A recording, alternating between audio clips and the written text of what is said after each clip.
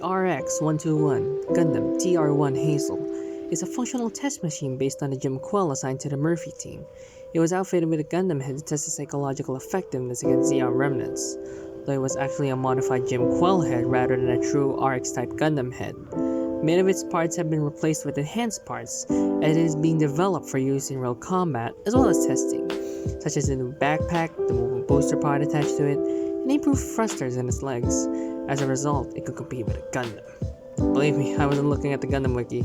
Anyways, I've wanted to do the TR1 in the Titans test team's colors, but at the time I wasn't good enough in painting, let alone I didn't even have the money to do so. And now that I can afford it, all I can say is the paint job is subpar. Compared to all the work I've seen in the Geki Hobby magazines, which is my goal in the next Hazel note, this isn't even close to those. The shield booster cracked due to enamel thinners.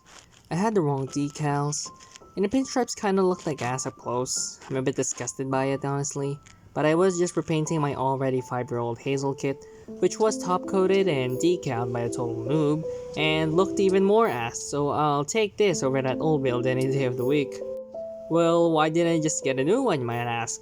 It's pretty hard to get the OG and the P-Bandai version, and honestly the P-Bandai version just feels like a ripoff, and they're probably not gonna reissue the regular release. And besides, I got the Hazel in place to work on the techniques that we're finding here. If you're curious on how I did the pinstripes, I first painted the saturated pink primer to get this colder yellow you see here. Then I masked off where I'd put the pinstripes using the masking tape I cut off. Then I painted the purple, then masked it, then painted the dark blue, and to be honest it was really fun.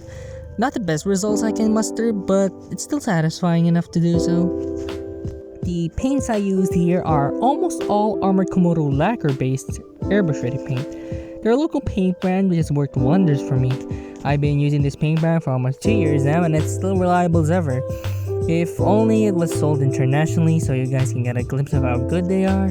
And I also used their handbrush acrylics to get a closer color to what I needed just in case I had to do them next to each other.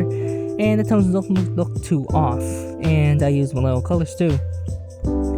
I'm planning to get a Hazel 2 eventually and an Alex Gundam soon to make the full armor Hazel, and that's why I didn't do any shading or highlighting here, so the finish remains semi-consistent and it won't look tacked on. Final verdict. Overall, I'm just glad to get this version of the Gundam Hazel.